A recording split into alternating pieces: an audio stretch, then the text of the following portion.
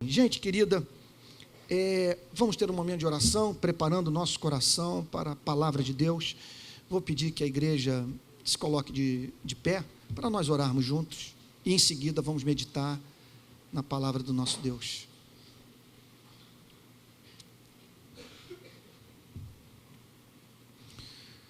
Senhor querido,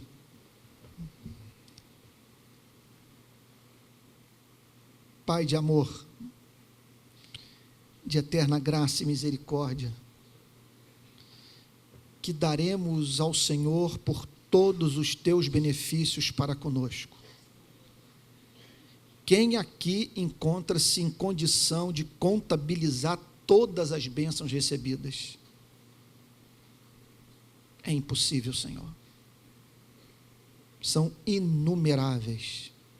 E nós louvamos o teu nome, porque todas elas procedem de um ser infinito em amor, sabedoria e justiça. Senhor querido, nós queremos nessa manhã pedir perdão pelos nossos pecados, porque é pecado acreditar nessas coisas e não viver em conformidade a elas. É pecado acreditarmos na existência de um Deus como esse, justo, sábio, santo, e não separarmos tempo durante a semana para buscar a sua face, negligenciarmos a sua revelação, não prestarmos a Ele o culto que lhe é devido, e o pior, Senhor, até mesmo praticando aquilo que é ofensivo à sua natureza santa. Por isso nós pedimos a Ti perdão pelos nossos pecados, Senhor. E rogamos que mais uma vez nessa manhã, como Tu tens feito, Tu nos auxilie na exposição da Tua palavra, que sejamos profundamente alimentados espiritualmente. Nós rogamos a Ti, Senhor, que Tu socorras nesse momento os abatidos, os cansados, os aflitos, os que entraram aqui se sentindo sobrecarregados, com a alma abafada, melancólica, Senhor. Aqueles que estão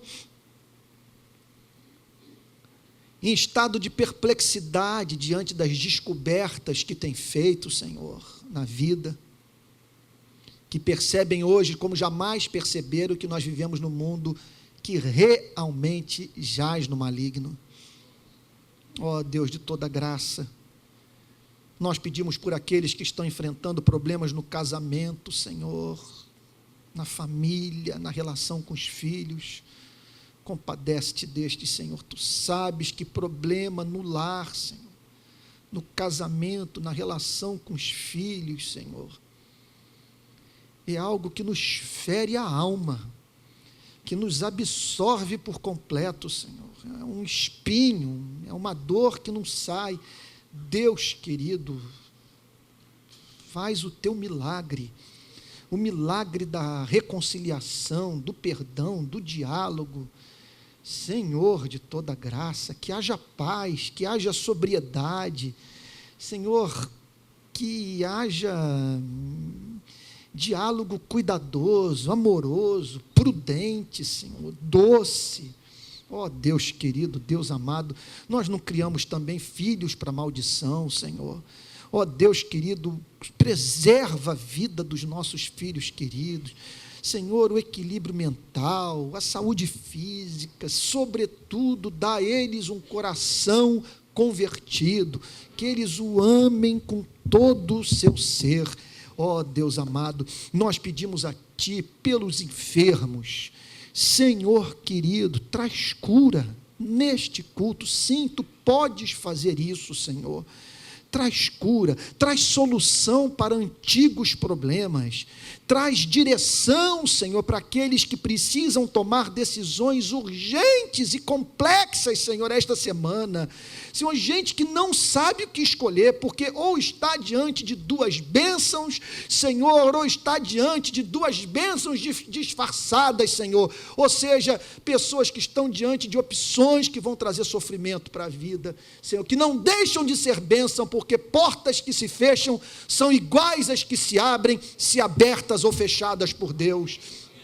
Ó Deus de toda graça, em nome de Jesus, perdoa os pecados do teu povo, de uma forma toda especial, visita aqueles que estão vivendo essa experiência do torpor espiritual, aquele estado de alma, Senhor, em que o coração se torna indisposto a ouvir a tua palavra, em que a alma se recusa a orar, em que as verdades da tua palavra perdem o seu brilho, Senhor, e o teu reino ativo, eterno, Senhor, que exerce sobre o espírito dos redimidos. Ó Deus querido, Deus amado, que esta manhã, já início de tarde, representem para a vida desses amados irmãos, momento da mais profunda renovação espiritual. Restaura a sorte do teu povo como as torrentes do Neguebe, Senhor. Ilumina agora a tua palavra, para que nós possamos compreendê-la e ter aquela experiência, Senhor, de arrebatamento de alma. Ó Deus querido, sermos tomados da alegria indizível. Indizível, não se pode falar sobre ela em toda a sua extensão, de uma certa forma incomunicável, Senhor, porque só o coração regenerado pode experimentá-la. Senhor, que essa seja a nossa experiência neste culto, Senhor. Visita a tua igreja, Senhor, mantém tua igreja unida, que nos amemos ardentemente, que aqui seja o lugar do perdão. Senhor, mantenha o nosso foco no mundo, em transformarmos a nossa sociedade, Senhor amado, pela tua graça, povoarmos os céus de gente verdadeiramente convertida. Ó Deus querido, Deus amado, visita-nos nessa manhã, é o que nós pedimos a Ti, em nome de Jesus, amém. Amém. O texto para o qual eu chamo a atenção de vocês hoje é Romanos capítulo 5, eu espero que um dia eu possa pregar sobre essa passagem novamente, que eu penso lá por volta dos 70, se Deus preservar a minha vida, eu penso pregar sobre essa passagem, se Deus me guardar, me amparar até lá, porque o meu desejo é um dia fazer uma exposição da carta aos Romanos. Mas hoje nós vamos fazer o exame desse texto do capítulo 5, maravilhoso, maravilhoso. Romanos capítulo 5, do verso 1 ao verso 11. Em geral, vocês me veem nas pregações aqui da nossa igreja, examinando as árvores, em vez de me preocupar com a floresta. Quer dizer, procurando entender o texto a partir das suas palavras, vocábulos, conjunções, vírgulas. Esse é o método que temos adotado na nossa igreja, porque ele parte de um pressuposto: a Bíblia foi inspirada por Deus. Portanto, tudo que consta nas Sagradas Escrituras é fruto da deliberação do Espírito Santo. Nada é casual, nada é condicionado culturalmente a ponto do homem registrar suas palavras à revelia da obra de inspiração do Espírito Santo. Não faz sentido. Deus nos dá uma revelação repleta de erros. Por isso nós acreditamos nesse cuidado meticuloso do Espírito. Mas hoje, em razão do propósito dessa mensagem, é minha intenção não entrar nos detalhes, mas a gente só ver a floresta. Quer dizer, os contornos mais amplos e gerais dessa passagem, a fim de que possamos, quem sabe, viver o arrebatamento de alma que a igreja hoje experimentou no culto das 9.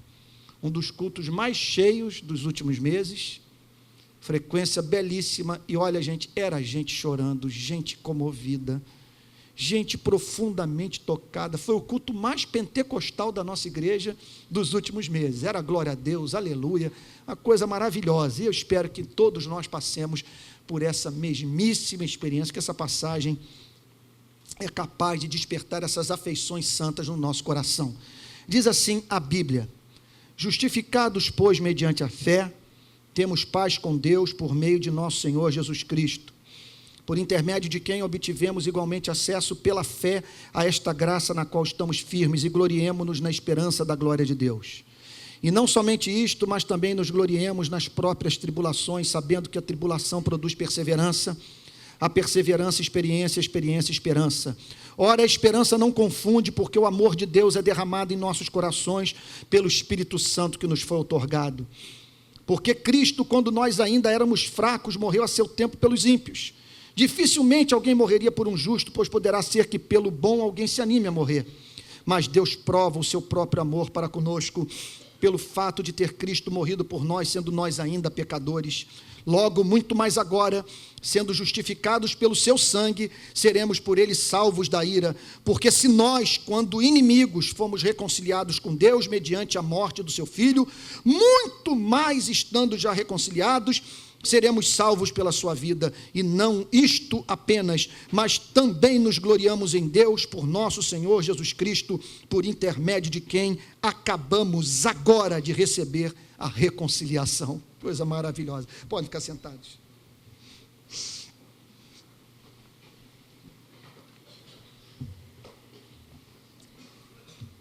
Há versículos da Bíblia que apresentam uma síntese da essência do cristianismo. Mas o que acontece com versículos, acontece também com palavras. Há palavras nas Sagradas Escrituras que carregam o conteúdo completo da essência do Evangelho. E uma dessas palavras é a palavra justificação, que aparece aí no verso 1 do capítulo 5. Justificados, pois, mediante a fé. Ninguém no universo da vida humana pode ser considerado mais feliz do que aquele que foi justificado por Deus. Porque há bênçãos que Deus reservou apenas para os justos. E quando eu falo de bênçãos que Deus reservou apenas para os justos, são bênçãos que Deus reservou para os justos como resultado da própria natureza santa do ser divino.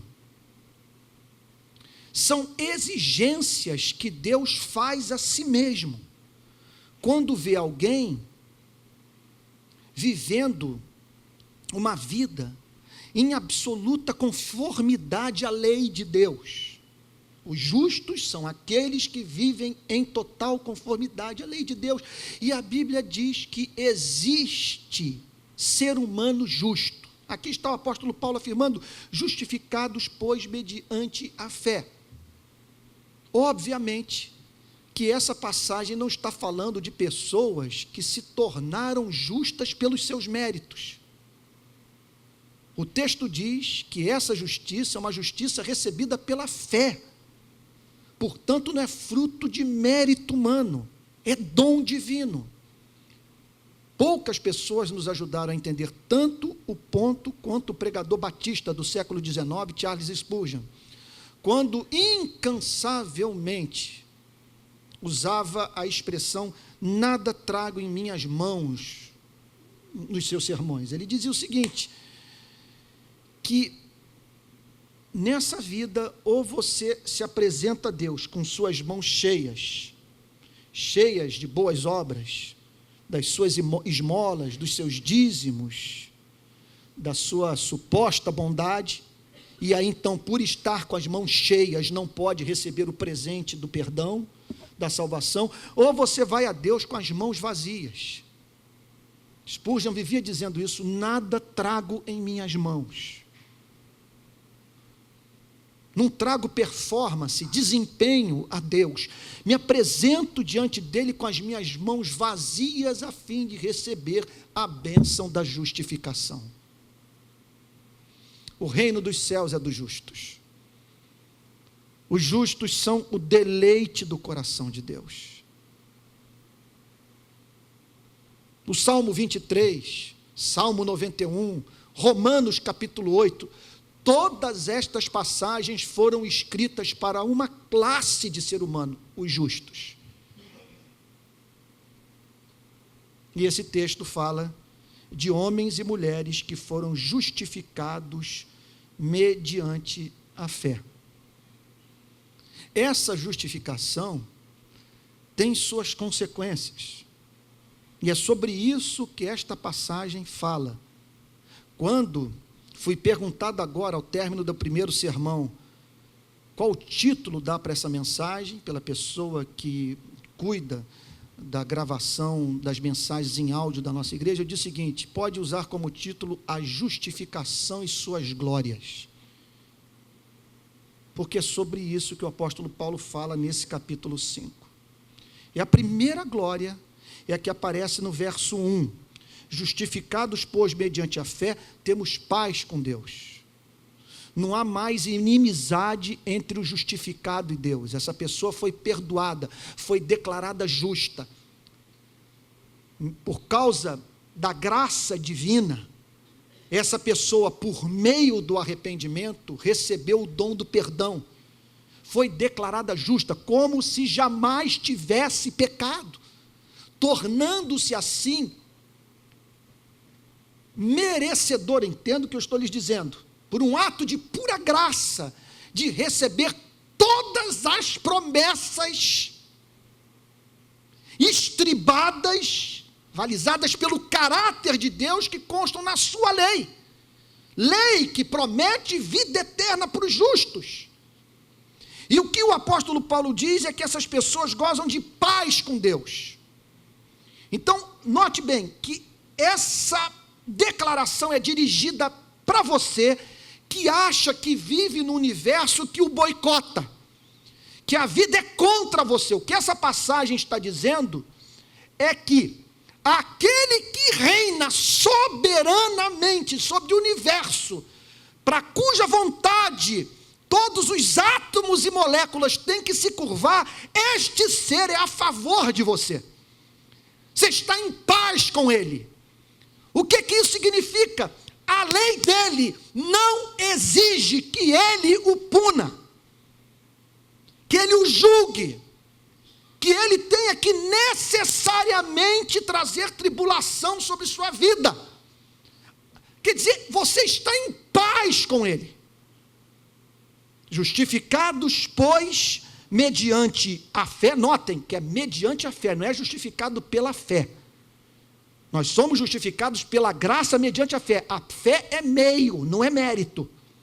A fé são as mãos vazias. E a primeira consequência é a paz com Deus por meio de nosso Senhor Jesus Cristo. Jamais divorciem as palavras misericórdia, graça, bondade do nome bendito de Jesus Cristo. Essas coisas não atuam autonomamente. Todas elas residem num ser pessoal que vem a ser, que se constitui na fonte de todas as bênçãos que recebemos, que é a pessoa bendita de Jesus Cristo, por intermédio de quem obtivemos igualmente acesso pela fé a esta graça na qual estamos firmes. Então, a paz com Deus. Que Deus dê graça para entendermos o ponto. Quando o texto diz que nós estamos em paz com Deus, acabou o conflito. Não é que nós apenas deixamos de odiar a Deus. É que Deus deixou de experimentar, de sentir ira em relação a nós. Quando o apóstolo Paulo fala sobre paz com Deus, o apóstolo Paulo está dizendo o seguinte: a natureza de Deus não exige mais que ele tenha que julgar a você e a mim. porque fomos justificados, a lei não tem mais o que cobrar de você e de mim. Isso tudo nos remete para aquilo que poderíamos chamar nessa passagem de atmosfera da graça. Viver sob o reinado da graça. O que se constitui no exato oposto do que você sente e espera da vida.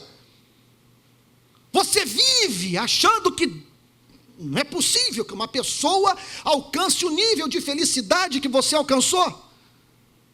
Essa alegria não é desse mundo, você terá que passar por alguma tribulação.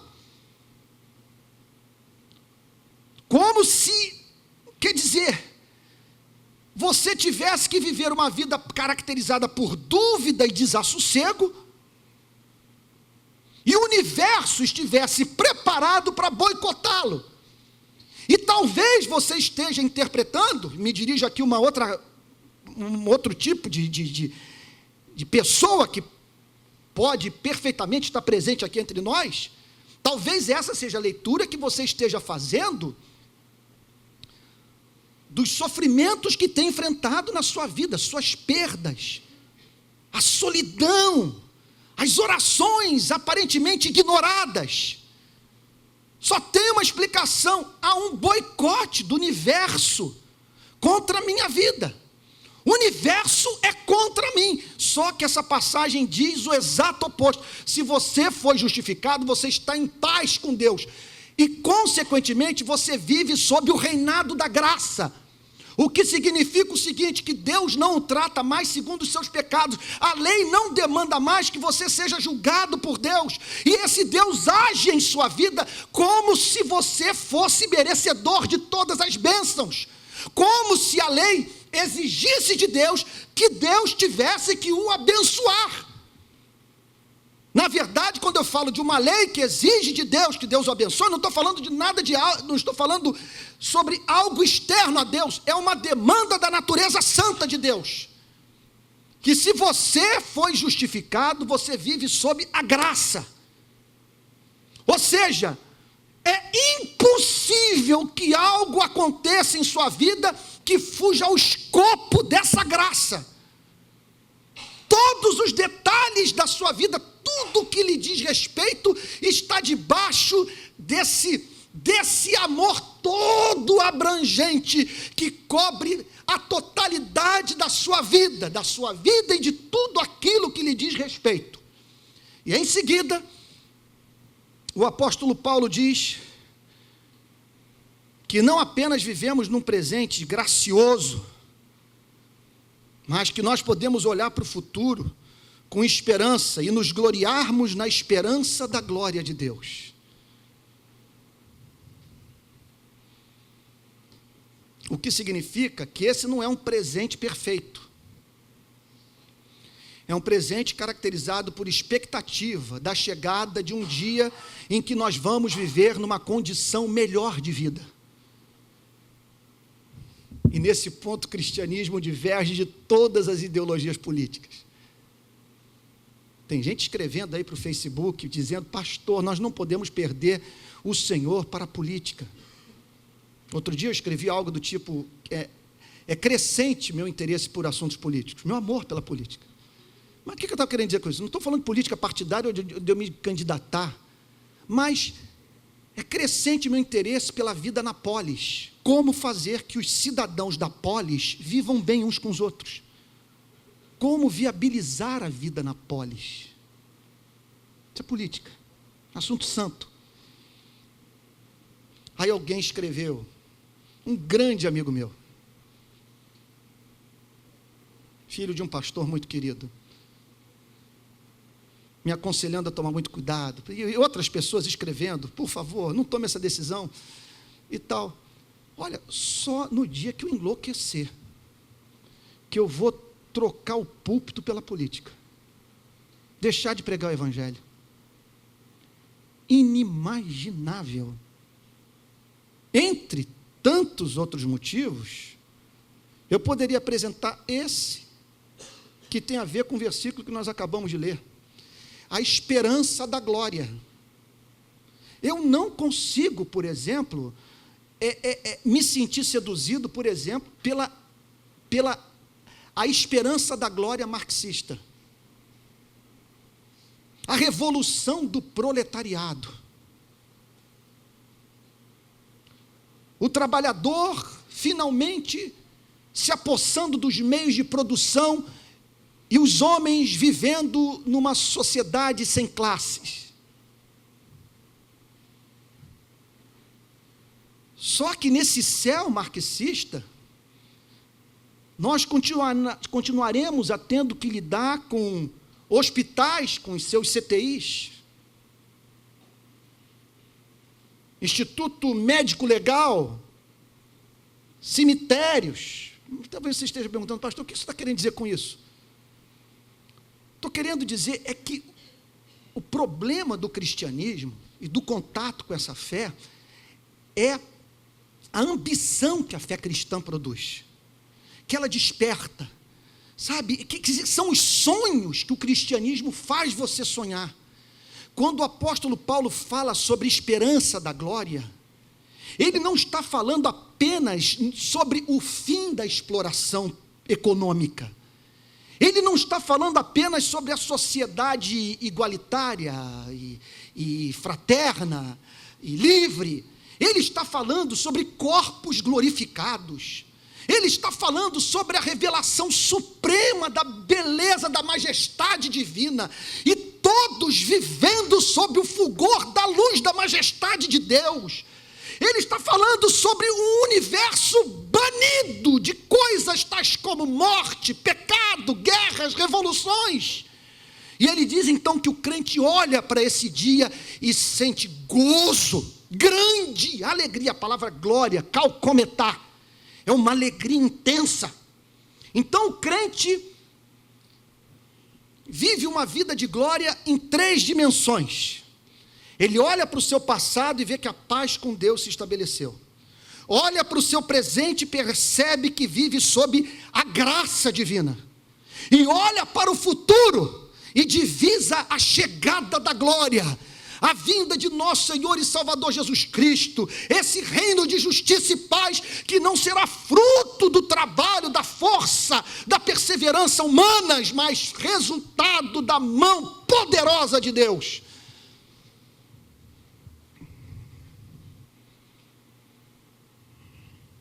Agora acontece, e o apóstolo Paulo, como bom pregador, sabia disso, porque a quintessência do pregar é, durante o ato da pregação, você se adiantar a perguntas que as pessoas vão fazer com base no que você está afirmando. E aqui está o apóstolo Paulo dizendo que os cristãos de Roma tinham sido justificados, que não se encontravam mais sob maldição, quer dizer, que havia paz com Deus. Paz com Deus.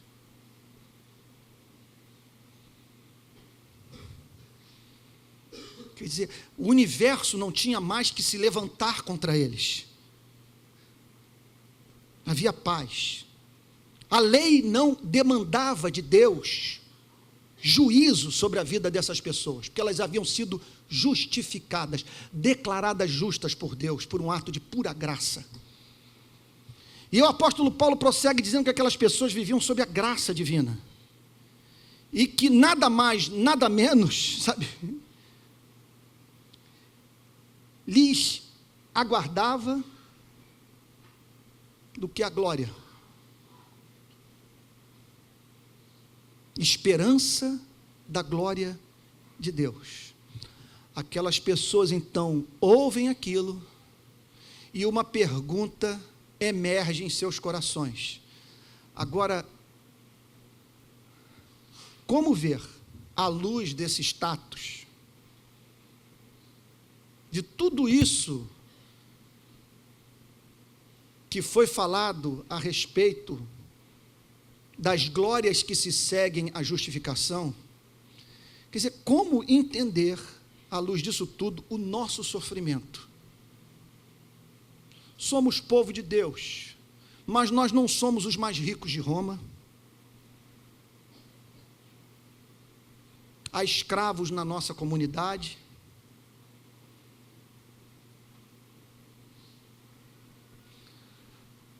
Há membros da igreja que perderam seus filhos em batalha. Irmãos nossos que estão sendo perseguidos por causa da conversão ao cristianismo. Gente desempregada, doente, aflita. Enfermos da igreja que não foram curados através das nossas orações. O apóstolo Paulo, sabendo disso tudo, prossegue afirmando: e não somente isto, mas também nos gloriemos nas próprias tribulações. Ele usa a mesma palavra que é usada com referência à glória vindoura. Nós nos alegramos com a esperança da glória e nos alegramos também com as próprias tribulações. E aqui nós nos deparamos com outro elemento da essência do cristianismo. São as características que nós só encontramos na fé cristã. Uma eu já acabei de mencionar, é a ambição. Nada de você sonhar com um mundo onde as injustiças foram eliminadas, mas todos continuam morrendo. O cristão é levado a sonhar com a imortalidade, com a vitória sobre as desigualdades sociais, mas com a vitória sobre a morte e o pecado também. E aqui um outro elemento da natureza do cristianismo extraordinário. É a perspectiva totalmente exclusiva do cristianismo mediante a qual nós vemos a vida. E entre essas coisas que são vistas mediante a ótica cristã, nós encontramos o dificílimo problema do sofrimento humano, mas não apenas do sofrimento humano, do sofrimento dos que oram, dos que vivem uma vida santa, dos que estão querendo abandonar o pecado, daqueles que choram somente pelo fato de terem pensamentos que julgam não serem dignos da majestade de Deus. Nós estamos falando aqui do sofrimento de gente do bem, de gente de coração puro, renovado pela graça, de gente que representa para o seu semelhante a presença de uma ovelha, de gente que não traz desgraça para ninguém. Estamos falando aqui da experiência de sofrimento de cristãos genuínos. Como entender esse mistério? O apóstolo Paulo diz a seguinte coisa: que os cristãos devem se gloriar nas próprias tribulações, não pela tribulação em si. E aqui é o ponto glorioso da mensagem, e eu sou muito feliz de ser pregador numa hora como essa, de poder anunciar essas coisas. Como nós estamos vivendo sob o reinado da graça, a graça regula os efeitos da tribulação nas nossas vidas. Olhem para o furacão que está vindo agora para Nova York. Ele vai dar para algumas pessoas motivos redobrados para elas continuarem no ateísmo, no agnosticismo. Enquanto que para outras, a chegada desse furacão representará para elas caírem de joelhos nos seus apartamentos em Manhattan, esmagadas pela percepção da sua fragilidade e dependência do ser divino. E elas vão se aproximar de Deus, vão depender mais da sua misericórdia, porque são cristãs, amam a Jesus, são habitação do Espírito Santo, estão debaixo da graça divina, e a tribulação na vida delas não tem o poder de matar o ser. Podem levar os apartamentos, os telhados, inundar as ruas, mas elas permanecem inabaláveis, porque estão sob a graça divina, e a graça regula os efeitos do sofrimento na vida dos eleitos. Olha o que o texto diz: porque a tribulação produz perseverança. Ou seja, a tribulação fortalece a musculatura espiritual, dá a você o que é necessário para suportá-la. A tribulação o prepara para a vida, forja o caráter de Cristo no seu ser, e o torna apto para ser mais usado por Deus, e semelhante a Cristo. Por isso a glória, porque os afetos dos eleitos não estão postos nesse mundo, mas em Cristo. E por estarem postos em Cristo, quando eles veem a tribulação se aproximando de Cristo, eles sentem essa alegria indizível e cheia de glória. E o apóstolo Paulo prossegue dizendo que a tribulação produz experiência.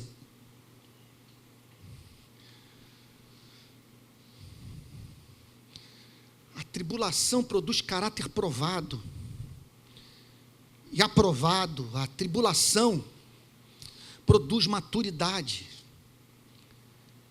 estabilidade emocional.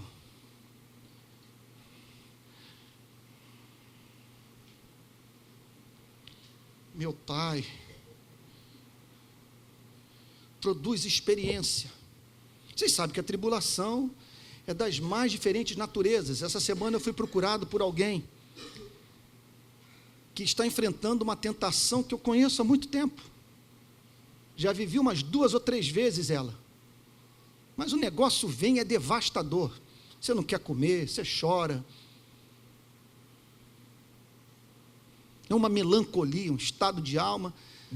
Mas eu falei, mas foi muito bom isso. Eu falei, pô, mas eu conheço esse caminho. Um dia eu estive no seu lugar. Eu sei o que é isso, meu irmão querido. E o que eu acho maravilhoso da graça divina é que a graça divina faz você passar por essas lutas que tornam você mais compassivo. Você não julga as pessoas. Elas vêm com suas tentações e você diz o seguinte: isso é coisa da nossa natureza mesmo, irmão. Você é de Jesus. Eu passei, grandes santos de Deus passaram. É isso mesmo.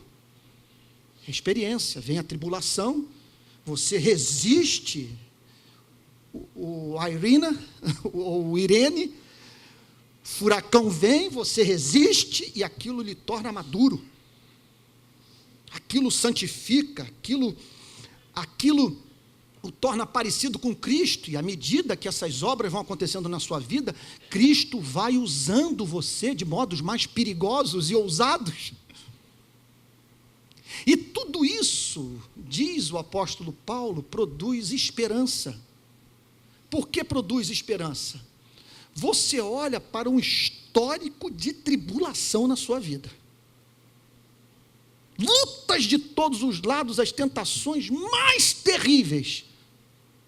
Mas com a seguinte característica: um histórico também de livramento. A compreensão do fato de que aquelas tribulações, na verdade, nada mais representaram do que o amor cruel de Deus em ação.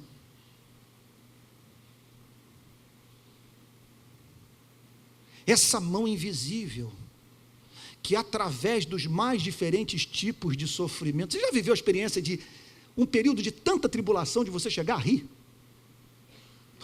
Teve uma época que eu falei, mas não é possível. Não para, a coisa não cessa, parece mar em ressaca, vem uma, quebra 2, quebra 3, não para. Só que do ponto que você se encontra, é quando você olha para trás, você é levado à seguinte conclusão. Por isso que o apóstolo Paulo diz que tudo isso gera esperança. Por quê? Você raciocina da seguinte forma: Ele está trabalhando na minha vida.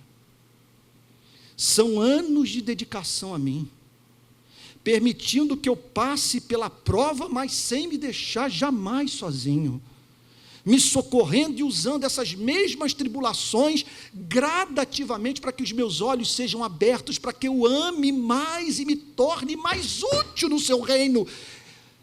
E aí em que consiste a esperança? A certeza de que, se Ele tem trabalhado na sua vida assim, ao longo da sua história, Ele não vai deixá-lo pelo meio do caminho, Ele não vai abandoná-lo, Ele não vai deixar de completar a obra gloriosa que começou na sua e na minha vida. Por isso que o apóstolo Paulo diz que a tribulação produz perseverança, a perseverança produz experiência, e a experiência produz esperança. Agora, acontece que tudo isso não é Tarefa fácil. Telefone da sua casa tocar de madrugada e você entrar no carro com taquicardia para socorrer um parente espancado. Já viveu isso?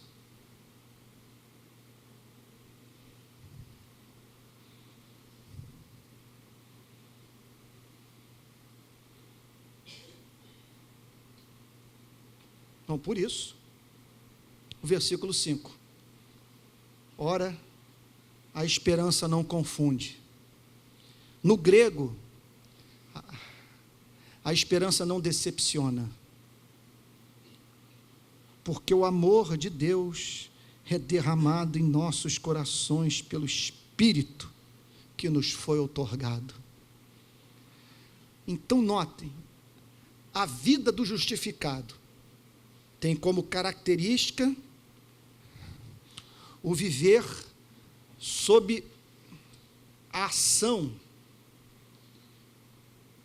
reguladora providencial da graça, que usa o sofrimento para santificar o coração do eleito. Agora acontece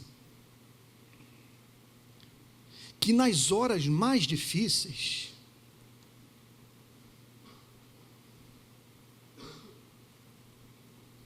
a teologia do eleito pode entrar em colapso.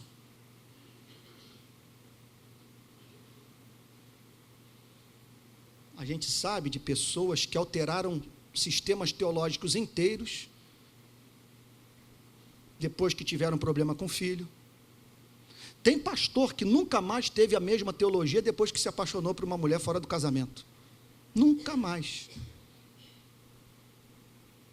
Ele acreditava em algumas coisas, surgiu um novo amor, ele teve que readaptar o sistema inteiro a uma nova realidade.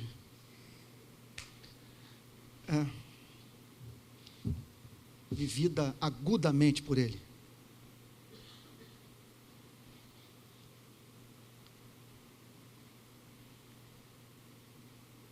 Por isso, quando o Senhor Jesus se despediu de nós, seus pés se desprenderam do Monte das Oliveiras, e ele foi assunto aos céus, ele entregou a seguinte mensagem para os seus discípulos: eu vou, mas não os deixarei órfãos. Eu vou enviar o Consolador, aquele recurso da minha graça, que fará com que nas tribulações vocês não percam ser. Eu vou, mas vou batizá-los com o Espírito Santo. E é isso que o apóstolo Paulo está dizendo. Vem a tribulação.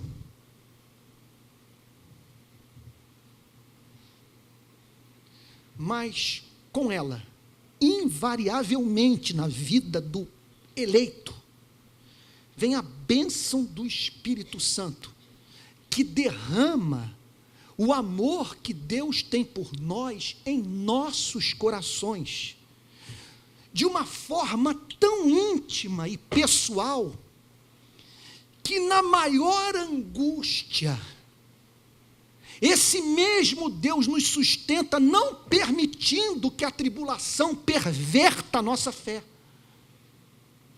É isso que o apóstolo Paulo está dizendo. O amor de Deus é derramado em nossos corações pelo Espírito Santo que nos foi outorgado.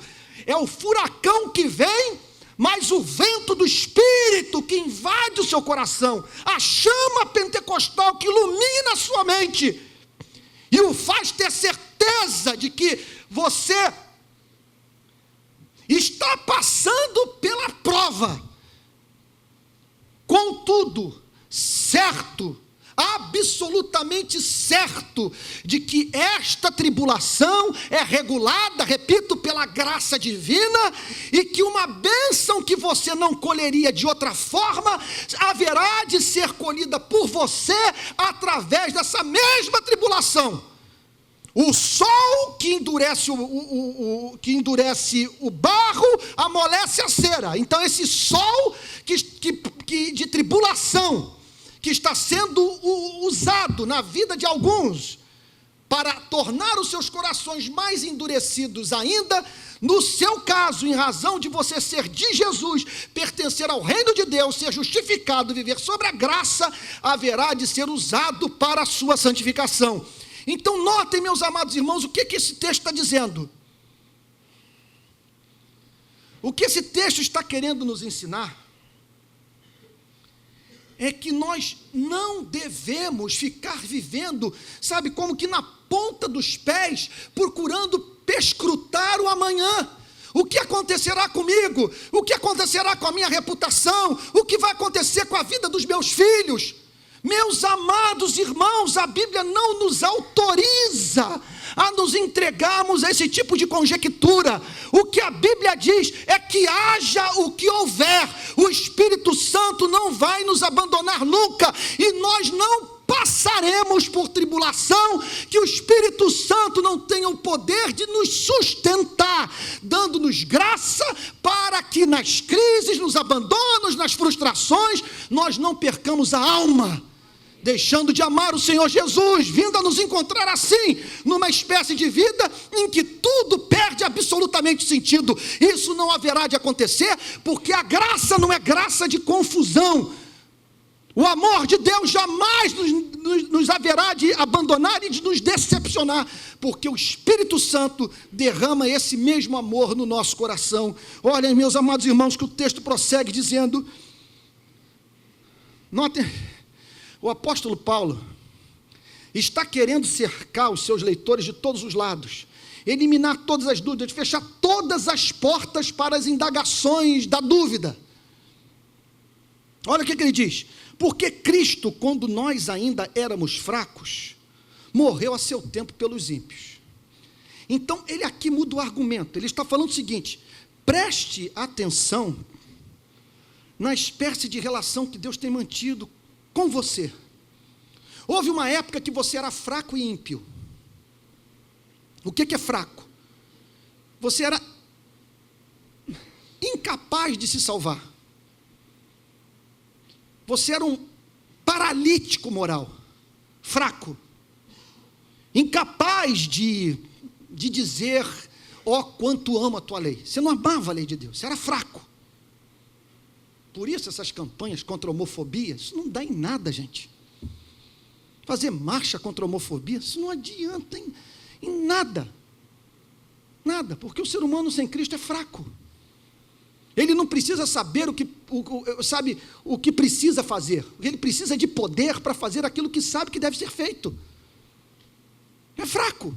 E o apóstolo Paulo está dizendo aqui, quando nós éramos fracos e ímpios, quer dizer, pecávamos contra Deus, vivíamos uma vida de impiedade, ou seja, não amávamos a Deus, não glorificávamos a Deus, não vivíamos para o louvor do nosso Deus. Naquela época, Cristo morreu por nós. Com isso ele está dizendo o seguinte: o amor de Cristo por você é antigo, e se você fizer uma análise, uma investigação da sua história, você perceberá que esse amor se fez presente mesmo no período anterior à sua decisão racional de seguir a Cristo. Porque Cristo, quando nós ainda éramos fracos, morreu a seu tempo pelos ímpios. Dificilmente alguém morreria por um justo. Ele está falando aqui sobre o que pode levar um ser humano a dar a vida por outro. E o que surpreendia o apóstolo Paulo é a seguinte coisa: você encontra pessoas que deram sua vida por um justo. Isso é uma coisa rara. Dificilmente alguém morreria por um justo. Pode acontecer, mas é raro. É você dar vida por alguém que tem um profundo compromisso com a lei, preocupado com a justiça, em dar a cada um aquilo que lhe é devido. E aí ele prossegue: pois poderá ser que pelo bom alguém se anime a morrer. Quer dizer, dar a vida por alguém é coisa rara na experiência humana. Por um justo, mais raro ainda. Agora, pode acontecer dessa pessoa associar ao seu caráter justo a bondade. Ela não é apenas uma pessoa preocupada com a moral, com os valores éticos. Ela é doce, ela é amorosa. Nada pior para a vida de uma igreja do que um pastor justo, mas desprovido de bondade. Serviço de aconselhamento com ele só serve para ele esfregar a lei na cara das ovelhas. E não para consolar corações quebrantados. Para esses eu diria o seguinte: uma boa queda, uma terrível tentação seria de grande ajuda para esses ministros. Mas caírem feio, meterem o pé na jaca, conforme se diz, para terem contato com a sua humanidade e aprenderem a ser misericordiosos. Mas esse não é nem o tempo da mensagem, não é o tópico da mensagem. Dificilmente alguém morreria por um justo, poderá ser que pelo bom alguém se anime a morrer. Então ali está aquela pessoa, ela é justa e é boa, ela tem compromisso com a lei, mas é doce, é amorosa, é fraterna, é carinhosa, ela deseja positivamente o bem das pessoas. E aí, Cristo nos apresenta um exemplo jamais encontrado na história universal. Note bem, pode acontecer de alguém dar a vida pela juíza, por exemplo, Patrícia Scioli. Não, essa mulher não pode morrer, ela é mais útil para a sociedade do que eu, vou no lugar dela. Agora, vamos pensar em alguém com compromisso com a justiça da juíza e com a bondade. Uma referência de bondade aí na vida, me ajudem aí. A bondade, alguém que nos impressionou muito pela sua bondade. Madre Teresa, dizem que, não sei, tem algumas dúvidas sobre algumas coisas escritas sobre Madre Teresa que parece que não são muito boas. Também não sei se são verdadeiras. Vamos pensar, o Francisco de Assis para mim é uma figura admirável. Francisco de Assis, admirável. Embora uma sociedade só de Francisco de Assis não teria Apple, não teria Toshiba, não teria Hospital do Câncer, né? Seriam só mendicantes andando pelas ruas, muita coisa boa aconteceria, mas muita coisa, né, ficaria a deixar de lado. Eu prefiro a santidade calvinista.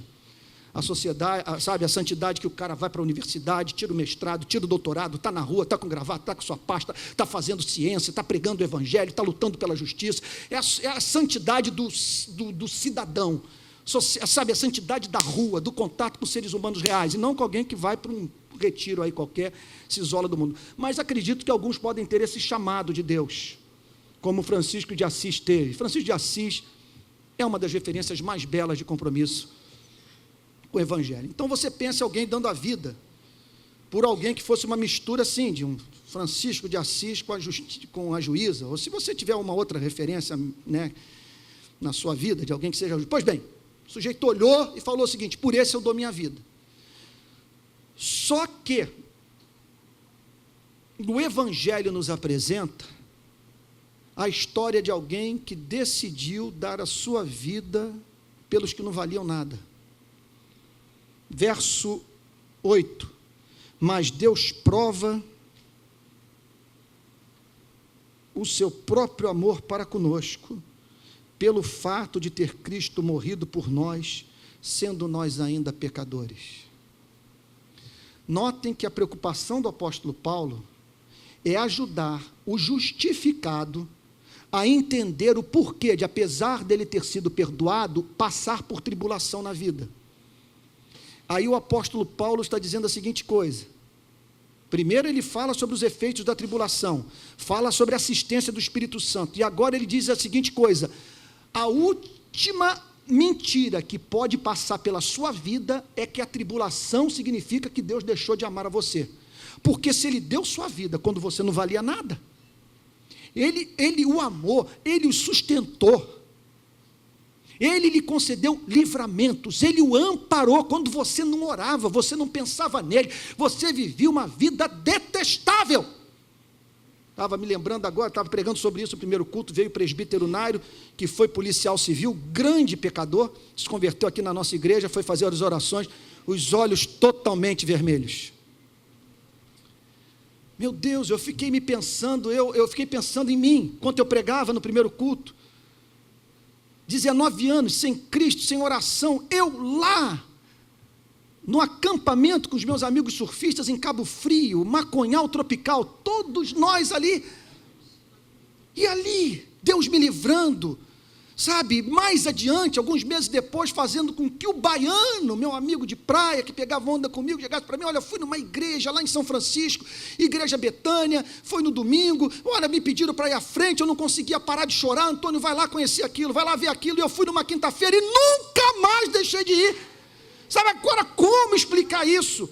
Como explicar os livramentos? Alguém outro dia me perguntou sobre assalto e tal, e eu falei sobre ameaça de vida, nem sei como que nós entramos nesse assunto, e eu me lembrei de um jogo do Botafogo, em 1981, Botafogo e São Paulo, entrei no ônibus com a torcida organizada, no meio do caminho, me lembro até hoje, muito nítido tudo que aconteceu, sabe, 5 assaltantes se levantaram, cuspindo em todo mundo, coronhada na cabeça, um horror, quer dizer, levando os pertences dos torcedores, isso mais ou menos ali na altura de Paracambi.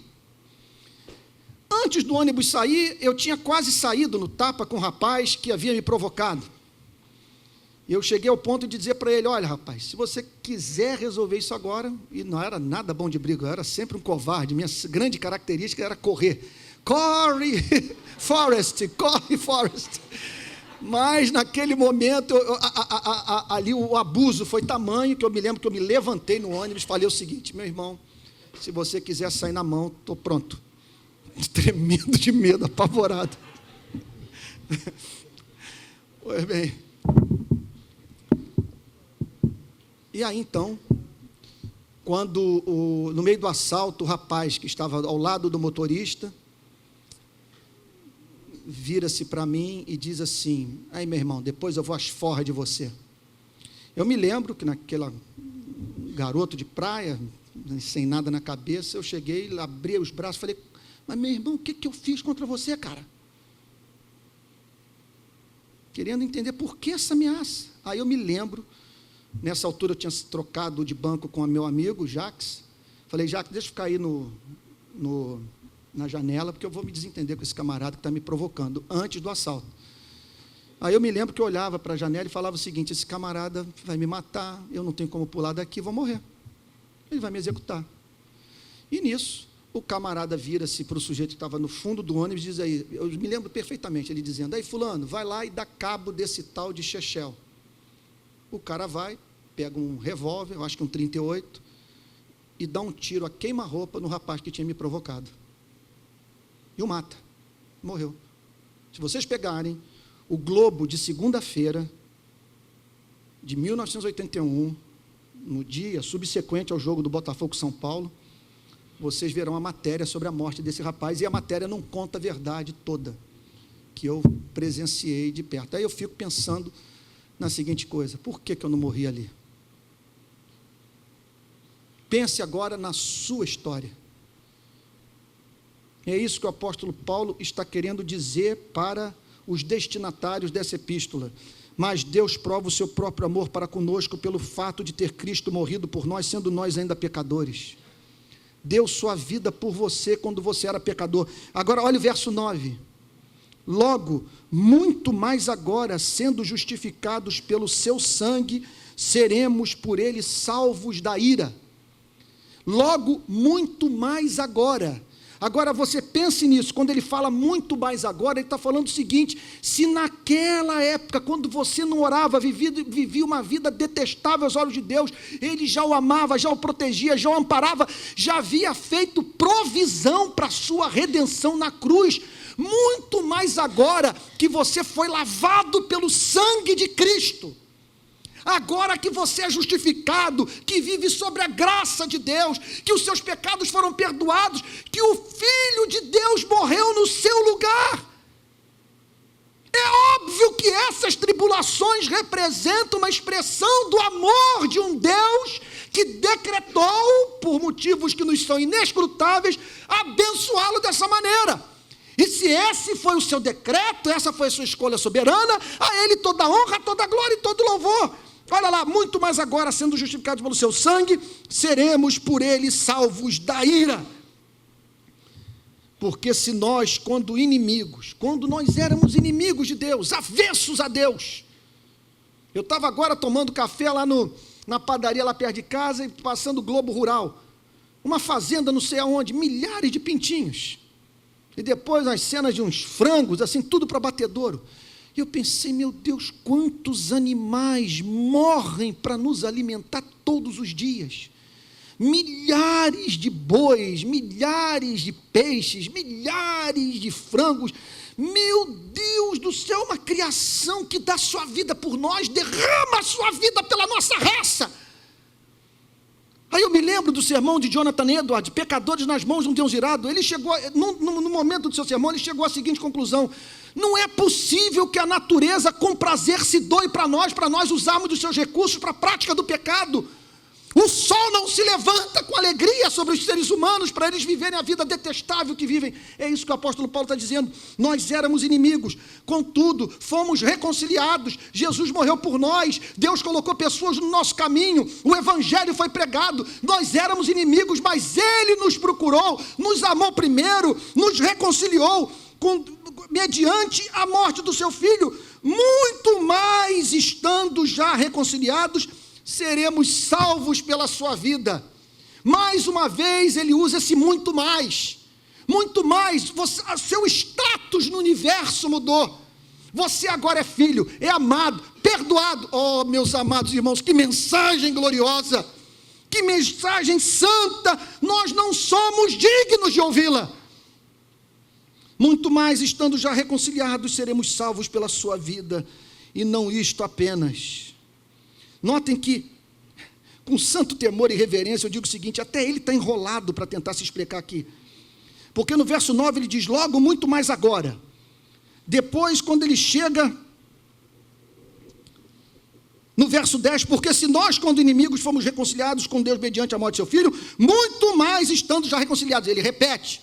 E no verso 10, novamente ele repete o mesmo pensamento, e a mesma forma de expressão, e não isto apenas, mas também nos gloriamos em Deus, por nosso Senhor Jesus Cristo, por intermédio de quem agora acabamos de receber a reconciliação.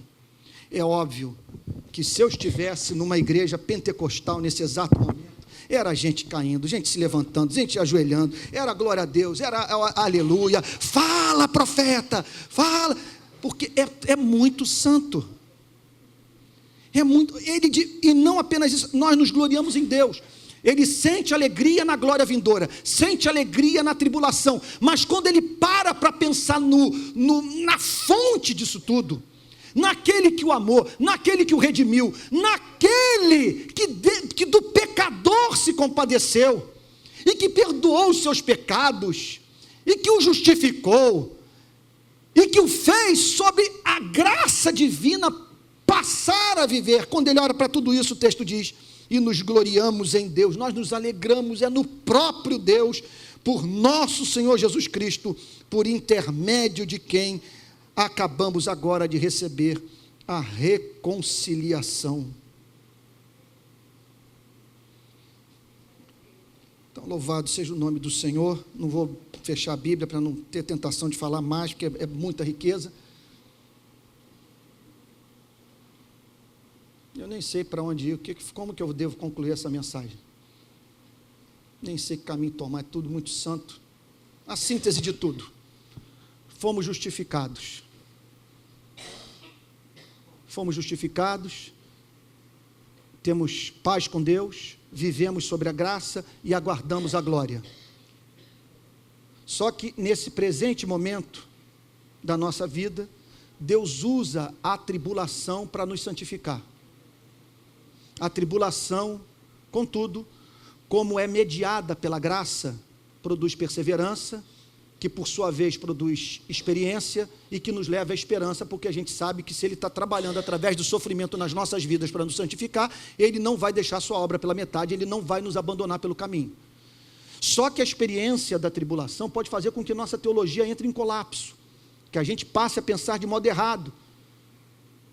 Então, Ele proveu a terceira pessoa da Trindade, o Espírito Santo, para nos acompanhar enquanto passamos por esses vales de sofrimento, E qual é o papel do Espírito Santo na tribulação? Derramar o amor que Deus tem por nós, dando-nos a experiência visceral de que nós somos amados e que a tribulação não é resultado do abandono ou do descuido divino, mas que é um modo estranho dele nos amar, tornando-nos assim parecidos com Cristo.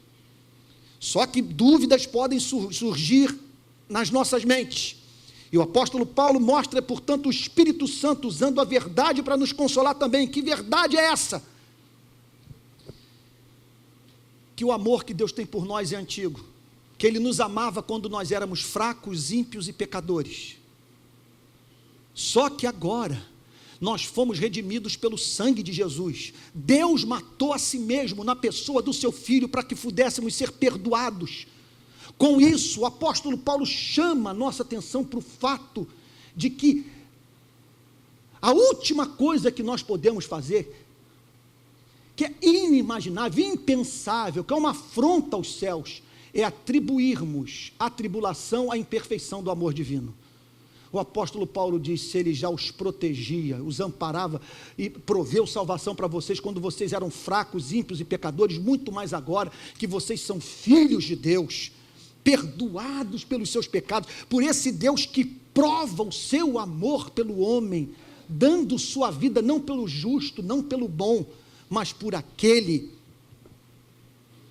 que aos olhos do próprio Deus é considerado pecador, que vive uma vida que não glorifica o Criador Santo dos céus e da terra. E sendo assim, sendo esse Deus tão doce, tão misericordioso, tão presente na nossa angústia, nós nos gloriamos finalmente nele mesmo, por sermos objeto de um amor tão santo, perfeito sob todos os aspectos, mais real do que a realidade do sofrimento.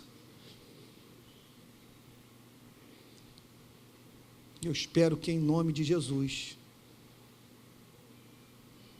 você saia daqui hoje profundamente consolado. Olha, a gente só vai sair daqui hoje triste se formos muito cabeça dura, que é muita informação, é muita riqueza, é uma grande declaração de amor da parte de Deus por nós, essa passagem.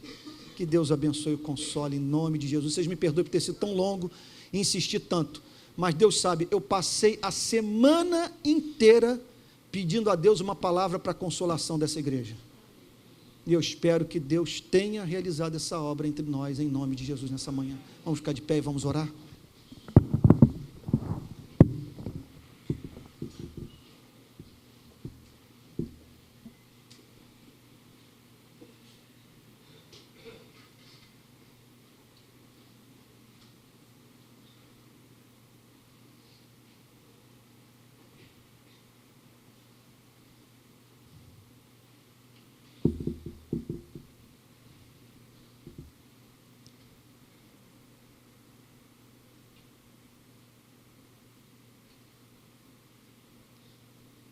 Senhor,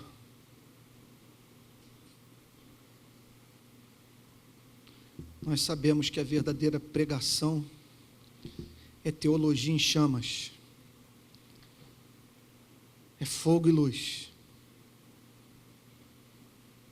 e como nós estamos precisando de ambas as coisas em nossas vidas, nesse final de culto. Precisamos de luz, precisamos saber quem somos, o que um dia fomos, o que foi feito por nós e por que foi feito. Precisamos de luz para entender o papel das terríveis provas pelas quais passamos.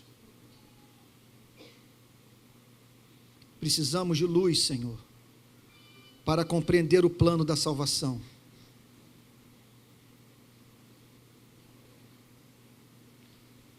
Deus amado, Mas nós precisamos também de fogo. Precisamos do teu Espírito derramando o teu amor em nossos corações. Deus amado, envia a tua luz e o teu fogo. Que saiamos daqui, Senhor, provando de uma estranha paz. Daquela paz que se faz presente quando as circunstâncias não nos ajudam a dormir seguros. Que o teu Espírito aplique todas essas verdades com poder em nossos corações. Senhor, que tenhamos, quem sabe, até mesmo a experiência física de um fardo cair dos nossos ombros, Senhor. Daquela coisa que somatizamos, daquele sofrimento que vira alergia, doença respiratória, que rouba o nosso sono. Senhor amado, ilumina nossa mente com a tua verdade, Senhor, e derrama do teu amor no nosso coração, em nome de Jesus, Senhor, porque o teu amor não confunde, e que possamos, ó Deus amado, viver a semana mais feliz das nossas vidas, Senhor, que a semana que se inicia hoje, Senhor, ó Deus amado, na qual, Senhor, amanhã nós teremos que enfrentar ambiente muitas vezes hostil, Senhor, no nosso trabalho, nós pedimos a Ti, Senhor, que essa canção do Teu amor, essa poesia, Senhor, teológica, Senhor, que tudo isso nos acompanhe, para que tenhamos essa alegria, essa glória que o apóstolo Paulo fala, que nos faz, Senhor, nos exaltarmos, Senhor, nos alegrarmos, regozijarmos, Senhor, seja por causa da esperança do reino vindouro, seja por causa, Senhor, dos efeitos da tribulação nas nossas vidas, ou pelo Senhor mesmo, com esse louco, incompreensível amor, essa fixação que Tu tens em nossas vidas, Senhor, que fazes com que Tu penses em nós 24 horas por dia. Por isso nós te somos gratos, Senhor, eternamente gratos a Ti, em nome de Jesus. Amém.